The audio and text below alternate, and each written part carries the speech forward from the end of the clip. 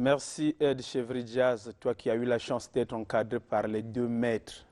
Ce n'est pas donné à tout le monde, mais c'est une chance. Je ne sais pas, je me suis dit poser les questions de savoir est-ce que j'aurai aussi cette chance-là d'avoir à côté un maître spirituel et de l'autre un maître en matière de la technique. Et donc, chers téléspectateurs, bonjour. Nous continuons avec notre émission Studio 110. Et dans notre rubrique questions-réponses, nous recevons un communicateur, quelqu'un qui nous vient de la puissance spirituelle du Verbe. Il a été ici avec nous le dimanche dernier, Roland Brismaïlo et moi l'avons reçu. Et ce matin, avec lui, nous parlerons de la mission de la puissance spirituelle du Verbe. Il s'appelle Monsieur Duchel Kinouani, que je salue. Bonjour, Monsieur Duchel. Bonjour. Mission spirituelle du Verbe, puissance spirituelle du Verbe a une mission, c'est une communauté qui a une mission. Quelle est cette mission-là? Quelle est la vision, si vous voulez, pour emprunter le concept qu'utilisent les églises entre griffes dites de réveil? Quelle est votre mission, hein? C'est quoi ça? Qu'est-ce que vous voulez? Qu'est-ce que vous voulez faire? Qu'est-ce que vous voulez donner à l'humanité dans votre communauté? Voilà, la puissance spirituelle du Verbe entend donner à l'homme noir sa véritable identité. Donc, lorsqu'on parle de la PSV comme mission, en général, on va dire la mission du réveil de la race noire. Un réveil spirituel, et du spirituel va découler donc l'essor ou l'émancipation ou l'épanouissement sur le plan matériel des choses. Oui, mission spirituelle, identité, mais vous n'êtes pas la seule communauté qui évoque les aspects identitaires. Aujourd'hui, on en a un peu partout en Afrique, on voit toutes les communautés évoquer cette identité, cette recherche d'identité. Mais la particularité qui est la vôtre, c'est laquelle? Bon, déjà, je vais commencer par dire qu'il n'y a pas de fumée sans feu. Donc, s'il y a une fumée quelque part, c'est qu'au fond, il doit y avoir un feu. Donc, je pense que l'heure a sonné pour l'homme noir, pour qu'il se réveille réellement, pour qu'il redevienne cet homme illustre, au même titre que les autres. Donc, je pense que c'est la mission de Dieu qui est en train de se manifester sur la terre, une mission divine. Et cela nous a été donné le 23 février 1980 à 16 h. C'est la révélation de la puissance spirituelle du Verbe qui vient apporter ce qui a manqué à l'Afrique et le peuple noir. C'est la spiritualité. Voyez-vous, il y a une personne avant-hier qui m'a dit je vis normalement, je respecte l'État, je respecte mon prochain, donc je suis censé mener une vie heureuse, harmonieuse. J'ai dit oui, mais seulement si vous ignorez la loi du karma. Je prends un exemple simple. Nous sommes au Congo, à supposer que le Congo a un embargo, on n'envoie plus des vivres. Vous pouvez être un citoyen modèle, vous payez l'impôt, vous payez même votre logeur. C'est bien, mais sauf que la situation, le milieu dans lequel vous êtes, l'environnement dans lequel vous êtes n'est pas propice pour que vous puissiez vous élever. Donc il y a l'effort individuel, mais il y a l'environnement dans lequel nous sommes. Donc en fait, vous voulez dire que le retard de l'Afrique est dû par le fait qu'on ne soit pas connecté à quelque chose de subtil ou quelque chose qu'on ne comprend pas, c'est cela ou bien quoi? Bon, connecté à quelque chose de subtil, ça prêtera à confusion, mais connecté à Dieu, voilà. Parce que subtil, les Africains aujourd'hui sont ceux qui prient le plus. Hein, la preuve est que, vous voyez, dans toutes les communautés, aujourd'hui, on est dimanche, nombreux sont dans des lieux de culte. Donc, on est plutôt ceux, à mon avis, qui prient le plus. Mais voilà. Le problème se situe à quel niveau? Voilà, donc déjà, si vous avez constaté qu'en Afrique, on prie beaucoup, et que maintenant, à l'heure où nous sommes en train de parler, qu'il y a des gens qui prient, le problème, c'est le canal. Vous utilisez quel canal pour prier? Je prends un exemple. Nous avons beaucoup de réseaux de téléphonie au Congo. Le principe, c'est pas avoir 500. Mais le principe, c'est si je veux recharger mon compte, quel est le point, quel est le shop le point de vente. Si je suis abonné, par exemple, bon, c'est pas une publicité, mais si je suis par exemple abonné MTN, j'ai 500, je vais payer une carte à 500 MTN. Mais si je suis abonné MTN et que je recharge avec une carte RTL, c'est vrai que j'ai 500. Mais le problème, c'est que je n'aurai pas ce que je recherchais. Et c'est ce que nous avons tenté de faire. Nous avons reçu des philosophies importées, des philosophies qui nous ont été apportées par la colonisation. Le passé africain est un passé colonial. Donc aujourd'hui, dire que nous sommes un pays chrétien ou un pays musulman, c'est à cause de la colonisation. Aujourd'hui, l'Afrique, elle est divisée. Je prends par exemple l'Afrique de l'Ouest qui est à majorité musulmane. Pourquoi? Mais parce qu'il y a eu une colonisation musulmane qui s'est faite avant. Aujourd'hui, si nous sommes chrétiens, c'est parce que d'abord, nous sommes, c'est la religion de nos colonisateurs. On n'est pas quand même les seuls à être colonisés. Aujourd'hui, quand on parle des États-Unis, tout le monde, c'est clair. Les États-Unis, c'est une nation qui est colonisée. Mais, Mais oui, aujourd'hui, ils sont devenus la... Mais on connaît l'histoire des États-Unis. Lesquels qui font des États-Unis? Mais c'est la population européenne qui a migré vers les États-Unis. Aujourd'hui, pourquoi est-ce que nous n'avons pas la même situation?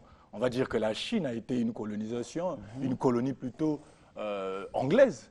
Mais aujourd'hui, la Chine, si elle a pu garder son autonomie, c'est parce qu'ils avaient déjà une spiritualité forte. On peut parler du confucianisme, on peut parler du taoïsme, on peut parler du bouddhisme, qui aujourd'hui étaient déjà des grands courants. Voilà, donc, on a une spiritualité où oui, on est censé aller vers cette spiritualité qui serait propre à nous. Vous êtes donc ce mouvement, si vous voulez, qui prône la renaissance, sinon qui promulgue un peu ces connaissances-là. Est-ce qu'avec les moindres détails, vous pouvez nous dire exactement ce que c'est cette spiritualité, comment elle peut se comprendre? La spiritualité a la puissance spirituelle du Verbe. Mais bien sûr. La puissance spirituelle du Verbe apprend à l'homme à se connaître. Se connaître pas seulement physiquement, parce que c'est aussi important, mais se connaître aussi antérieurement. Savoir que au-delà des ancêtres terrestres qu'on peut appeler les Mama Kimpavita, les Sima Kimbaru, nos grands-grands-grands-parents, qui sont des ancêtres terrestres, mais qu'il y a aussi des ancêtres, on va dire célestes, que nous appelons les ancêtres divinisés, que dans la philosophie chrétienne, qu'on appelle les anges. Oui, effectivement, quand vous parlez, excusez-moi, quand vous parlez de ces ancêtres, dimanche, vous évoquiez les Aïniens. Est-ce que, bon, c'est vrai que nous on est un peu confus, il y a quand même un autre mouvement qui nous parle aussi des Aïniens. Est-ce que c'est la même chose? Est-ce que vous pouvez nous donner une petite précision un peu sur cette question-là? Bon, la précision sur la question l'existence des Aïniens, comment est-ce que se sont-ils révélés à vous, mais aussi ailleurs? Comment ça s'est passé? Bon, d'emblée, ce que je peux dire, c'est que si qu'il y a quelqu'un qui parle des Aïniens, ou si vous apprenez qu'il y a des gens qui parlent des Aïniens, essayez un peu de vous référer à leur histoire, vous allez vous rendre compte que ce sont des gens qui ont connu la PSV. C'est la PSV, je peux dire, qui est la première organisation à parler des ancêtres divinisés de la race noire. Et ça, c'est depuis le 23 février 1980 qu'on les appelait à l'époque les humains de la 5e galaxie. Donc, dès 1980, donc ça fait 38 ans que la puissance spirituelle du Verbe a ce message qui est destiné à la race noire. Et si, pour les auditeurs qui ont peut-être la mémoire, qui ont peut-être une bonne mémoire, on a parlé des Aïniens à l'émission Kratos, à l'époque animée par M. Obambi, et la puissance spirituelle du Verbe s'est présentée et a parlé des humains de la race. Donc aujourd'hui, dire qu'il y a des gens qui parlent des Aïniens, c'est bien. Ça veut dire que le message de la PSV est en train quand même d'aller de l'avant, parce que l'homme noir doit apprendre à se connaître, à connaître ses anges. C'est à partir de là, il y a un philosophe, je vais le citer, qui a dit « Avant tout, connais-toi, toi-même ». Est-ce que l'homme noir se connaît? Est-ce que nous nous connaissons réellement? Ou simplement que nous sommes en train de nous identifier à des histoires qui ne sont pas les nôtres? Aujourd'hui, nous devons écrire notre histoire. Mais écrire notre histoire, c'est être, je vais dire, encadré par des maîtres spirituels. Aujourd'hui, même lorsqu'on parle de l'Église chrétienne, avant qu'il y ait la religion, mais il y a eu des ordres initiatiques. Je peux par exemple parler de l'ordre des Esséniens, qui est une organisation initiatique qui a existé et qui a préparé ce peuple à recevoir ce courant religieux. La religion, de son étymologie, religare, qui veut dire se relier, ça veut dire que ça met l'homme en relation avec une entité, avec un Dieu, avec tout ce qu'on peut. Et ça, c'est aussi pour maintenir les bonnes mœurs. Mais s'il faut aller dans le fond des choses, c'est pour cela, vous allez voir que dans les temps passés, il y a des gens qui ont séparé les sciences occultes des sciences, on va dire, des sciences ouvertes. Et aujourd'hui, les sciences ouvertes, c'est dans la religion. On va vous apprendre que voler, c'est pas bien, ceci, cela. Et dans les sciences occultes, on va maintenant pour aller apprendre les choses un peu de façon plus approfondie. Okay, bon, lorsque je parle de sciences occultes, ce n'est pas pour dire que nous faisons de l'occultisme, puisque nous en parlons, donc ce n'est plus quelque chose de caché. Okay. Et c'est ce qui doit être fondamental. Donc l'homme doit savoir qu'il y a des hiérarchies qui dirigent cette planète et que la connaissance vient de Dieu. La connaissance vient de Dieu, Voilà. il y a des hiérarchies qui dirigent le monde.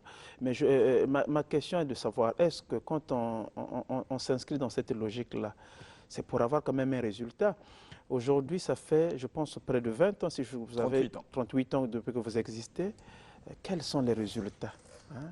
Quel bilan peut-on avoir de votre mouvement, de la puissance spirituelle du Verbe? Voilà, mais vous me posez cette question, est-ce que vous avez des repères sur lesquels vous pouvez vous baser? Je prends un exemple. Il y a eu la guerre dans un pays. On sait par exemple qu'avant la guerre, il y avait 10 millions d'habitants.